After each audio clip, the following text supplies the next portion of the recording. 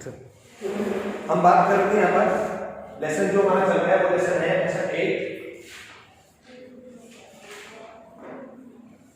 Human health and disease.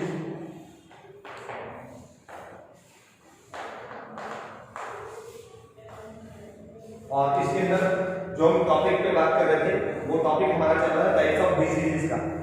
तो एक बार दोबारा से रिकैप कर रहा हूँ, बता रहा हूँ कि जो टाइप्स ऑफ डिजीजेस हैं ह्यूमंस की, उसमें दो तरीके की डिजीज हो सकती हैं। एक होती है कॉन्जेनिटल डिजीज और एक होती है एक्वायर्ड डिजीज। जो कॉन्जेनिटल डिजीज होती हैं इनको हम जेनेटिक डिजीजेस भी बोल देते हैं, या फिर हम इनको कह सकते हैं कि प्रेजेंट बाय बर्थ, जो बर्थ के साथ ही होती है। और एक्वायर्ड वो डिजीज होती हैं जो आफ्टर बर्थ होती है। अब इनमें से भी जो डिजीजेस फ्रॉम बर्थ जो है कॉन्जेनिटल डिजीज जो है वो हम जेनेटिक की जो यूनिट थी उसमें हमने डिस्कशन कर चुके हैं, ठीक है। अच्छा, उसके अंदर पढ़ के आ चुके थे कि कौन कौन से टाइप की जेनेटिक डिसऑर्डर्स होते हैं, ठीक है। अब हम एक्वायर्ड डिजीज की बात करें तो एक्वायर्ड डिजीज में दो प्रकार की होती हैं, एक होती है कम्युनिकेबल और दूसरी होती है नॉन कम्युनिकेबल। जो कम्युनिकेबल्स होती हैं वो अभी हम यहाँ डिस्कस करेंगे, ठीक है। कम्युनिकेबल में आ जाती हैं bacterial diseases, viral diseases, protozoan diseases, helminthic diseases और फंगल डिजीजेस, क्योंकि ये एक दूसरे के संपर्क में आने से आगे से आगे फैलती है। और नॉन कम्युनिकेबल डिजीज कौन सी होती है, जो कि डिफिशियंसी की वजह से हो जाती है, जैसे विटामिन्स मिनरल्स की कमी की वजह से, जैसे बेरी, ठीक है। अब ये बेरी वाले के अगर कांटेक्ट में भी आ जाए तो हमें बीमारी नहीं होगी, इसीलिए इसको नॉन कम्युनिकेबल में रखा गया। उसके अलावा है डीजेनरेटिव डिजीजेस। तो डीजेनरेटिव डिजीज में क्या होगा कि आपके खुद के बॉडी के सेल्स वीक पड़ते जा रहे हैं, ठीक है, या आपके बॉडी के सेल्स ठीक से फंक्शन नहीं कर रहे उसकी वजह से। तो अब ऐसे व्यक्ति के अगर आप कांटेक्ट में आ भी जाते हो तो आपको बीमारी नहीं होगी, इसीलिए इसको नॉन कम्युनिकेबल में रखा गया। अब जैसे कि डीजेनरेटिव में कौन सी आ गई, आपका डायबिटीज आ गई, ठीक है, पैनक्रियास में ठीक से काम करने की ना वजह से, ठीक है, इस वजह से आपका कार्डियक डिसऑर्डर आ जाता है, ठीक है, हार्ट के ठीक से काम ना करने की वजह से। उसके बाद है एलर्जिक डिजीज, ठीक है, जैसे एस्थमा। अब आप एस्थमा पेशेंट के कांटेक्ट में भी आओगे तो आपको कुछ होने वाला नहीं। उसके अलावा नॉन कम्युनिकेबल में कैंसर भी आ जाता है। तो यहाँ पर जो हमारे चैप्टर है, इस चैप्टर में हम दोनों टाइप की एक्वायर्ड डिजीज के बारे में बात करेंगे। उसमें से कुछ एग्जांपल एक्वायर्ड डिजीज के हम लेंगे नॉन कम्युनिकेबल में से, और कुछ एग्जांपल लेंगे कम्युनिकेबल डिजीज में से, ठीक है। तो पहले बात कर रहे हैं कम्युनिकेबल डिजीजेस की, यानी कि इन्फेक्शियस डिजीजेस। सबसे पहली बात इन्फेक्शियस डिजीज की उठाना है। इन्फेक्शियस डिजीज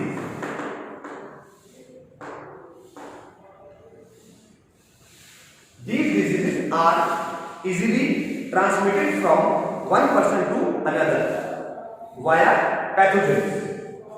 तो यहां पे समझने वाली बात है, किसके थ्रू ट्रांसफर होती है, पैथोजेंस के थ्रू ट्रांसफर, यानी कि एक इंसान से दूसरे इंसान में जाती है, मगर कोई लेके जाता है, लेके कौन जाएगा, पैथोजेंस लेके। अब सवाल होता है कि पैथोजेंस क्या होते हैं, ठीक है। तो infection causing agents are called pathogens, उनको पैथोजेंस कहते हैं, ठीक।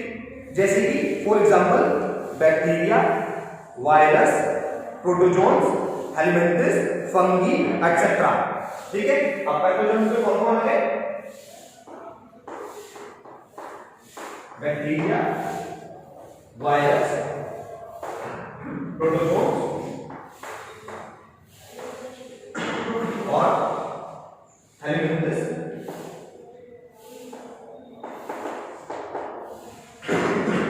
फंगी, ये सब आए, ठीक है। अच्छा, अब है जैसे बैक्टीरिया, वायरस, प्रोटोजोन्स। अब जैसे आपको पता ही है कि बैक्टीरिया से कौन सी बीमारी है जो बैक्टीरिया से हो सकती है, क्रिश बोल सकते हो, कोई दिक्कत की बात नहीं। इसमें ये भी देखेंगे आप दूसरे स्टूडेंट से, बोलिए टाइफाइड, बिल्कुल सही बात, टाइफाइड, अब वो सिलेबस में भी है, ठीक है, सल्मोनेला टाइफी की वजह से होती है, बिल्कुल। उसके बाद जैसे प्रोटोजोन्स, नहीं पहले वायरस का बोल रहे हो, वायरस, ठीक है ना, हाँ जी, एड्स सिलेबस में भी, ठीक है। कॉमन कोल्ड सिलेबस में भी वायरस की वजह से होने वाली बीमारी। उसके अलावा बात करते हैं हम प्रोटोजोन्स, ठीक है। हाँ जी, प्रोटोजोन्स की वजह से कौन सी हो सकती है? शाबाश, मलेरिया सिलेबस में भी, ठीक है।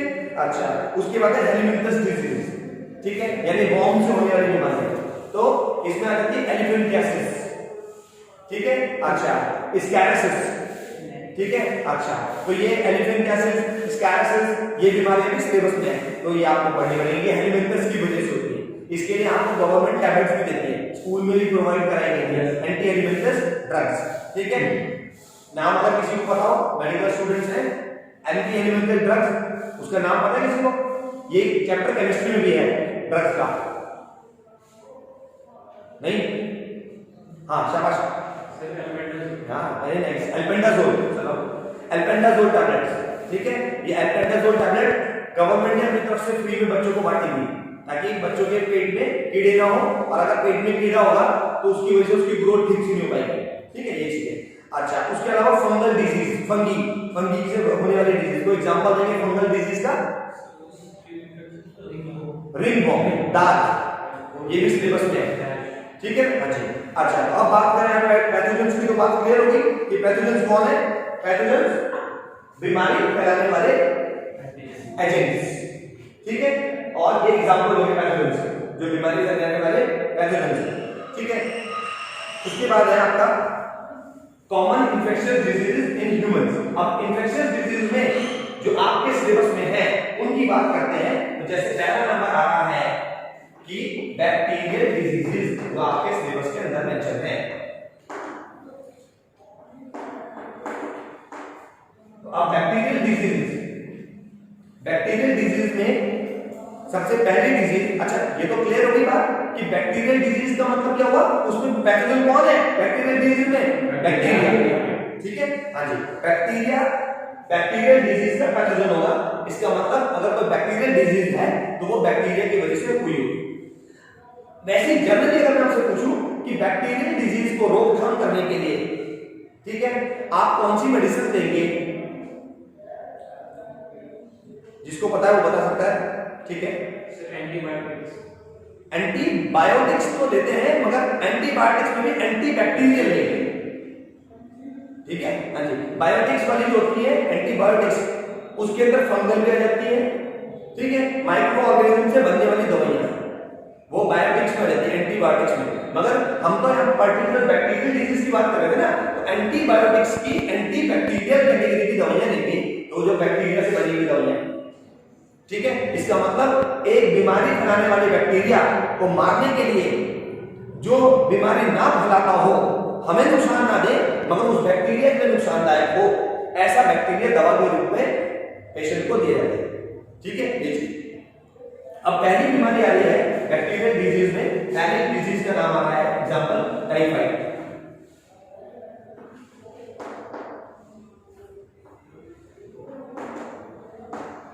तो सबसे पहले इसके बैक्टीरिया का नाम लिखना होगा। जब आपके पास ये एग्जाम आएगी बीमारी, ठीक है, तो आपको सबसे पहले तो इसके कॉजेटिव एजेंट का नाम लिखना होगा, यानी कि उसके बैक्टीरिया का नाम। पहले तो ये बताना होगा, मान लीजिए अब देखो एग्जाम में तो क्या आएगा, एग्जाम में ऐसे नहीं आएगा कि बैक्टीरियल डिजीज टाइफाइड बताओ, आपके पास ये आ सकता है कि टाइफाइड को एलोबरेट करो, ठीक है। तो सबसे पहले आपको ये बताना होगा कि टाइफाइड एक बैक्टीरियल डिजीज है, सबसे पहले, ठीक है। अच्छा, उसके बाद ये एक बैक्टीरियल डिजीज है जो कि पैथोजन की वजह से होती है, जिसके अंदर अब इसका पॉजिटिव एजेंट कौन है, यानी इसका पैथोजन कौन है, तो इसके अंदर इसका पैथोजन कौन होता है?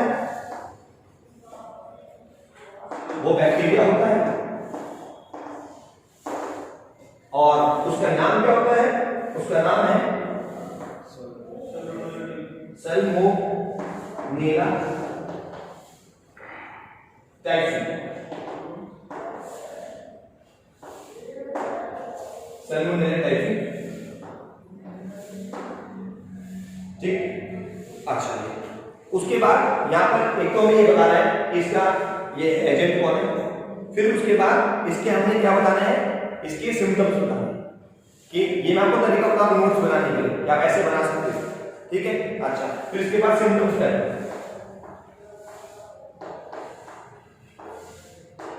सिम्टम्स अब सिम्टम्स क्या होंगे कि इस केस में आपको हाई फीवर हो जाएगा, जिसको भी होगा, सॉरी आपको नहीं, जिसको भी हो जाएगा हाई फीवर हो जाएगा, उसको हाई फीवर होगा। हाई फीवर कितना चल जाएगा, temperature 39 to 40 degree Celsius temperature पहुंच जाएगा।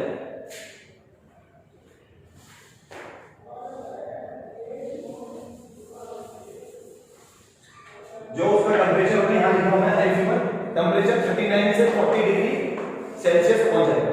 नॉर्मल डिग्री टेम्परेचर अगर डिग्री सेल्सियस पे नापे तो normal body temperature degree Celsius में कितना होना चाहिए, 37, ठीक है 37। अब इसको अगर फ़ारेनहाइट में कन्वर्ट करने का तो कितना आ जाएगा, 98.66 फ़ारेनहाइट में अगर कन्वर्ट करोगे, ठीक है। हाँ जी, तो अब तक हम जो बचपन में सुनते आ रहे थे, हम बोलते हैं कि जैसे आम भाषा में बोल देते हैं 102 डिग्री बुखार हो गया, तो 102 डिग्री सेल्सियस मत बोलते ना, 102 डिग्री सेल्सियस में तो वो पूरा हो जाएगा, ठीक है। हाँ जी, 102 डिग्री फ़ारेनहाइट है, ठीक है। ये चीज वो अलग अलग यूनिट्स है नाप की, टेम्परेचर का नाप। तो 37 डिग्री सेल्सियस नॉर्मल है, 39 40 डिग्री सेल्सियस हो जाए वही बहुत ज्यादा हाई फीवर हो गया। अब इसको चेंज ऑफ फ़ारेनहाइट में भी कन्वर्ट करके देख सकते हैं। 11th क्लास का पहला चैप्टर उठा के देखना, फार्मूला दे रखा है कि डिग्री सेल्सियस को फ़ारेनहाइट में कैसे कन्वर्ट करोगे और केल्विन को कैसे कन्वर्ट करोगे, ठीक है। हां, ये तीनों दो फार्मूले एक साथ कंबाइंड फार्मूले दे रखे हैं पहले चैप्टर में। अच्छा जी, उसके बाद आगे उसको फीवर होगा, यहां हाई फीवर में लिख चुका हूं, इसके बाद यहां लिख रहा हूं उसको वीकनेस हो जाएगी, वीकनेस, ठीक है। उसके अंदर उसको स्टमक पेन होगा, पेट में दर्द की शिकायत करेंगे, उसको कॉन्स्टिपेशन होगा, यानी कि कब्ज की समस्या हो जाएगी, कॉन्स्टिपेशन।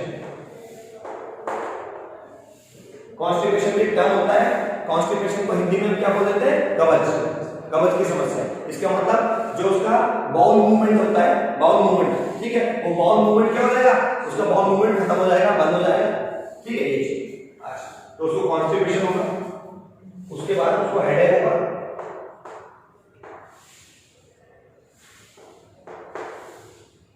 ठीक। इसके अलावा लॉस ऑफ एपेटाइट हो जाएगा, ये सिम्टम्स है। अब यहाँ पे एक और नया वर्ड आया, दो वर्ड आपके लिए थोड़े डिफरेंट है, कॉन्स्टिपेशन और एपेटाइट। कॉन्स्टिपेशन का मतलब होता है कब्ज हिंदी में, आप कब्ज से आप सब वाकिफ ही होंगे कि क्या होता है, और एपेटाइट का मतलब हो गया कि भूख न लगना, ठीक है। हाँ जी, इस केस में एपेटाइजर नाम की दवाई देते हैं, एपेटाइजर, ठीक है। हाँ जी, एपेटाइजर सिरप देते हैं ऐसे केस में, ठीक है। अच्छा, इसकी टैबलेट्स भी आती है, एपेटाइजर टैबलेट्स भी आती हैं, तो एपेटाइजर देंगे। और कॉन्स्टिपेशन होता है तो एनीमा देते हैं, एनीमा अगर किसी को बहुत क्रोनिक हो जाता है, ठीक है, तो उसके रेक्टम में सीधा डायरेक्ट जो है क्या बोलते हैं, एक फ्लूइड होता है, वो फ्लूइड दे देते हैं। एक्चुअली में कॉन्स्टिपेशन होता है किस वजह से, बाउल मूवमेंट रुक जाता है, तो उसका जो इंटेस्टाइन और वहां पे ज्यादा पानी खींच लेता है बॉडी, ठीक है। अच्छा, तो जिसकी वजह से इंटेस्टाइन का जो जब पानी ज्यादा खींच जाएगा तो जिसकी वजह से मूवमेंट आगे बढ़ेगा, ठीक है। अच्छा, तो उसका जो मूवमेंट है वो रेक्टम में आते आते रुक जाता है, ठीक है ये चीज। तो उसको एनीमा लगाते हैं, उसकी वजह से फिर उसका फ्लो बन पाता है, उसको बाउल मूवमेंट बोलते हैं, ठीक है। अच्छा, बाकी हेडेक सिरदर्द ये सब आपको पता है, स्टमक पेन होगा।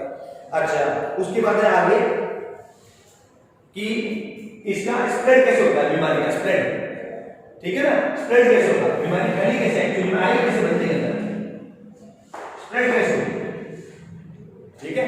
अब ये कैसे स्प्रेड होगी, तो ये होगी कंटामिनेटेड वाटर की वजह से,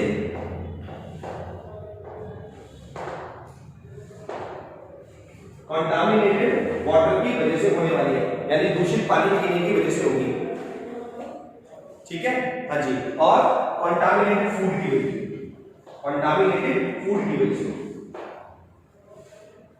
ठीक। यानी कि यदि उस व्यक्ति ने कंटामिनेटेड वाटर पिया, यानी दूषित पानी पी लिया या दूषित फूड खाना खा लिया, तो उस व्यक्ति में बीमारी हो जाएगी।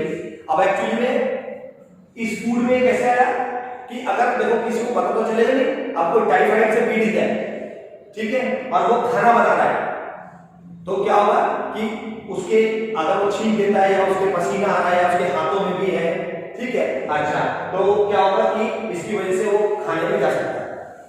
जो इसका बैक्टीरिया है, ठीक है। तो इसकी वजह से उसने खाना वो कर दिया, इन्फेक्टेड कर दिया, और वो हम खा लेंगे तो हम हो जाएगा, ठीक है। अच्छा, या फिर ऐसा कोई पानी, ठीक है, जिसको उसने छुआ हुआ है या खुला पानी पीने के लिए इसलिए मना करते हैं, ठीक है। अच्छा, और नदी तालाबों में से पानी खुला पीने से इसलिए मना करते हैं क्योंकि इन्फेक्टेड पर्सन, और खुले में शौच करने के लिए भी मना करते हैं, इसीलिए मना करते हैं क्योंकि पहले टाइम में ऐसा होता था, लोग तालाबों के किनारे या उसमें कर देते थे, ठीक है, शौच के लिए जाते थे। अब तो क्या होगा कि अब टॉयलेट्स में लोग जाने लगे, इसीलिए मना करते सरकार की अपने घर पे टॉयलेट्स में जाए। तो इससे क्या रहेगा कि पानी कंटामिनेटेड हो जाता था, उसकी वजह से पूरा का पूरा गांव, ये बहुत पुरानी बात बता रहा हूं आपको, ठीक है, पूरा गांव ही बीमार हो जाता, ठीक है, क्योंकि उस कंटामिनेटेड वाटर को सब लोग पी लेते थे, ठीक है, ये चीज। तो ये बीमारी कंटामिनेटेड वाटर और फूड की वजह से फैलती है, ठीक है। यानी कि किसी व्यक्ति के हाथ से बना हुआ खाना खा लिया, या कुछ व्यक्ति बीमार व्यक्ति के हाथ का पानी पी लिया, ठीक है, या उसने उस पानी में हाथ दे रखे या उसको पानी को टच किया, उस पानी को आप लोगों ने पी लिया, तो ये बीमारी हो सकती है। उसके बाद है कि ये जो बीमारी है, ठीक है, ये बीमारी जो, इस बीमारी का हम टेस्ट क्या करेंगे, इसके कैसे पता लगाएंगे, उसका टेस्ट क्या होता है, इसका बड़ा फेमस टेस्ट है, इसको वायरल टेस्ट बोलते हैं, ये इसका टेस्ट होता है, इसके टेस्ट का नाम है, ठीक है। हाँ जी,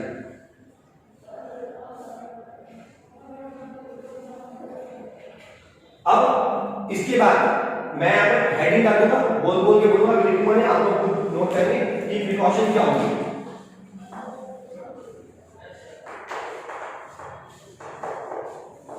अब प्रिकॉशंस क्या रहने वाले, ऐसा आपने सभी बीमारियों की हेडिंग बना के लिखना है।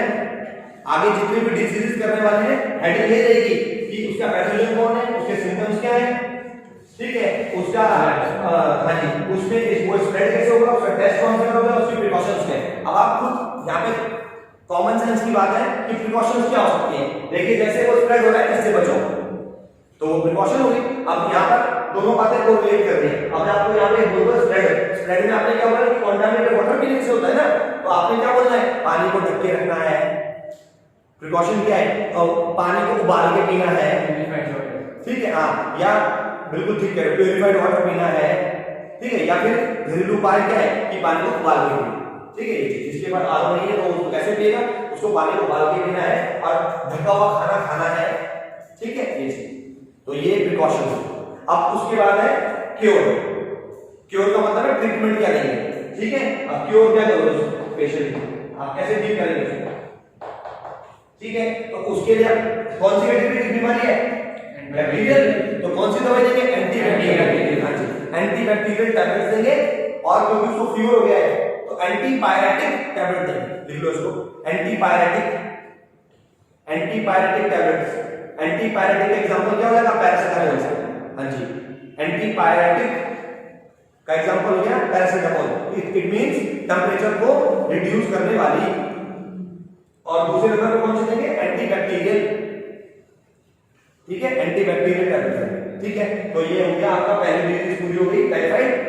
अब नेक्स्ट लेक्चर में निमोनिया के बारे में बात करें, ठीक है। Thank you.